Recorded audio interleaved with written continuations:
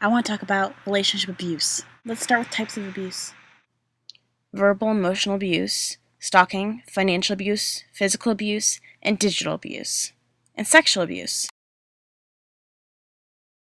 When some people think of abuse, they just think of hitting. So is emotional and verbal abuse really abuse? And yes. Yes, it is.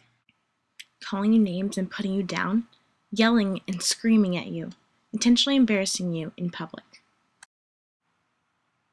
Preventing you from seeing or talking with your friends and family, telling you what to do and what to wear, blaming your actions for their abuse or unhealthy behavior, starting rumors about you, using online communities or cell phones to control, intimidate, or humiliate you, threatening to commit suicide to keep you from breaking up with them, threatening to harm you, your pet, or people you care about, making you feel guilty or immature when you don't consent to sexual activity, threatening to expose your secrets, such as your sexual orientation or immigration status,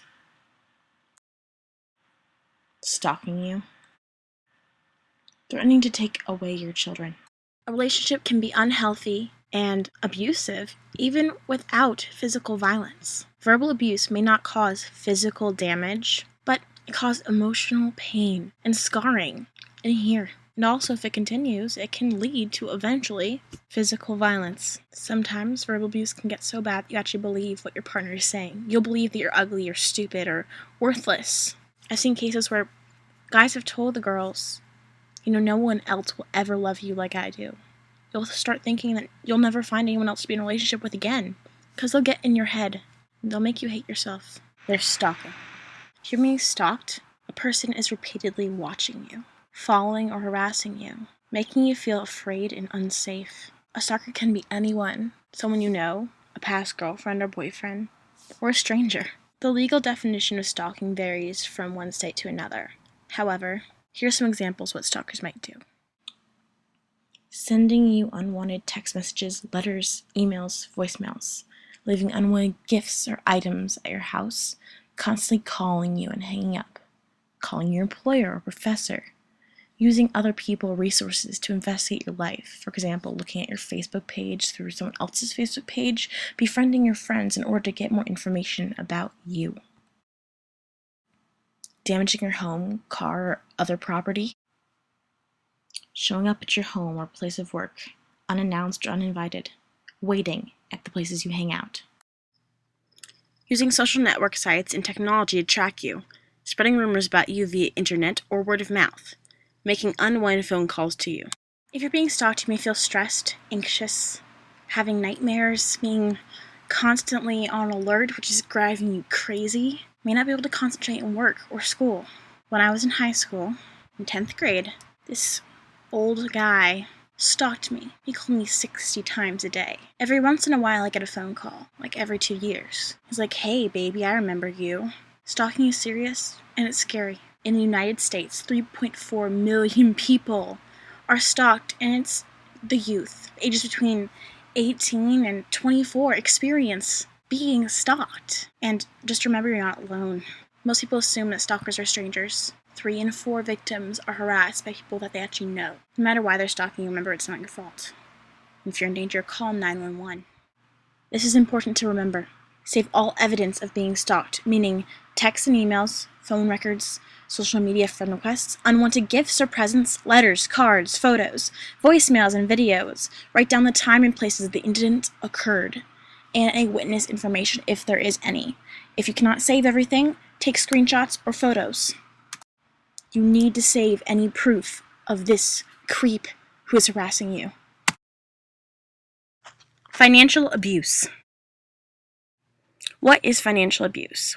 Well, financial abuse can be very subtle, telling you what you can and cannot buy or requiring you to share control of your bank accounts. At no point does someone you date have the right to use money or how you spend it to control you. Here are some examples of abusive financial behavior.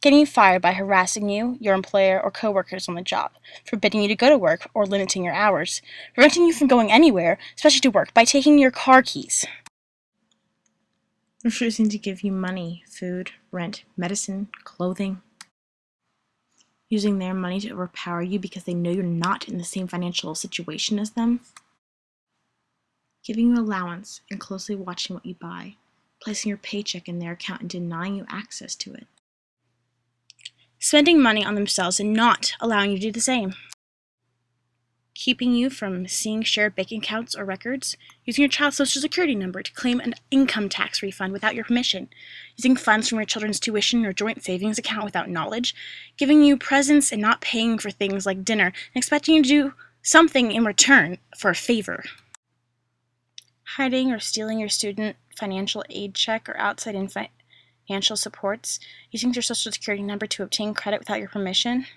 and taking or maxing out your credit cards without any permission. If your partner is doing anything I just mentioned, then you're probably in an unhealthy abusive relationship. And financial abuse is often coupled with physical or emotional abuse, possibly both. And if you're in a financial abusive relationship, it can be scary to think that you getting out of it, you could be financially unstable all of a sudden. But there are many organizations that help you get back up on your feet and even give you loans to help you take care of yourself financially until you can get the money you need to keep yourself stable. What is physical abuse?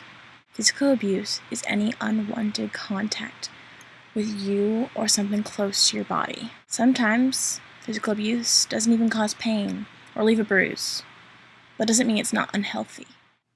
Grabbing you to prevent you from leaving, or forcing you to go somewhere.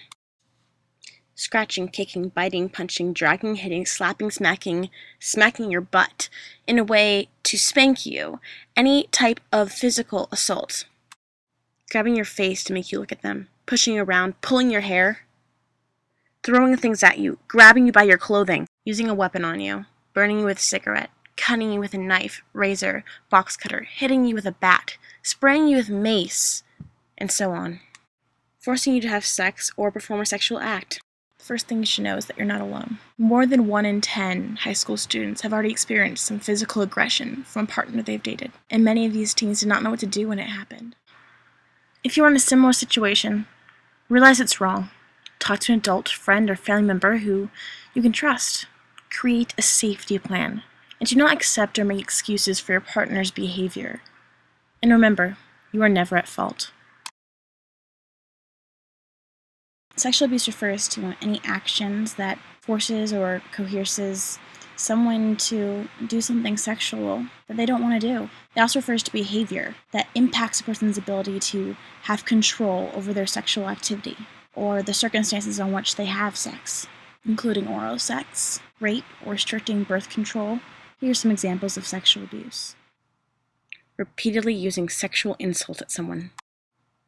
Rape or attempt of rape, unwanted touching or kissing, refusing to wear a condom or taking away her birth control, unwanted, rough, and violent sexual activity. Sexual contact with someone who is very drunk, drugged, unconscious, or otherwise unable to give you a clear, informed yes or no. It's important for you to know that just because you didn't say no, that it doesn't mean yes. When someone does not resist an unwanted sexual advantage, it does not mean that they wanted it, and does not mean they consented. Sometimes physically resisting can put a victim in more physical danger. Some say that just because a victim doesn't physically resist, push, yell, or fight back means that it doesn't count as abuse. And this myth is so hurtful because it makes it more difficult for victims like me and thousands of others out there to speak out. You freeze in fear. It happens to tons and tons of victims. And then because they did that, they feel like, oh, it was my fault. I didn't push him. I didn't scream. Maybe you couldn't scream, and that's okay. Whether you were intoxicated or felt under pressure or forced or restrained, intimidated or obligated, it's never the victim's fault. Keep in mind, everyone has the right to decide what they do and don't want to do sexually. Not all sexual assaults are violent attacks. Most victims of sexual assault know their assaultant. Both men and women can be victims of sexual assault. Both men and women can be perpetrators of sexual assault. Sexual abuse can occur in same-sex and opposite-sex relationships. Sexual abuse can occur between two people who have been sexual with each other before, including people who are married or dating. Sexual activity in a relationship should be fun. Digital abuse is when people use technology to bully, harass, and stalk or intimidate a partner. They use texting or social medias. Oftentimes, this is a form of verbal or emotional abuse perpetrated online. Tells you who you can't or can't be friends with on Facebook and other sites. Pressures you to send explicit videos. Looks through your phone frequently. Checks on your pictures, texts, and outgoing calls. Puts you down in their status updates. Sends you negative, insulting, or even threatening emails, Facebook messages, tweets, or other messages online. Sends you unwanted explicit pictures and demands you to send some in return. Tags you unkindly in pictures on Instagram, Tumblr, Facebook, etc. Constantly texts you, makes you feel like you can't be separated from your phone for fear that you'll be punished. Uses sites like Facebook, Twitter, Foursquare, and others to keep constant tabs on you. Steals or insists you give them your password. No matter where you go, you can never get away. In a healthy relationship, all communication is respectful, whether it's in person, online, or on the phone. It is never okay for someone to do or say anything that'll make you feel bad, lower your self-esteem, manipulate you. Get help.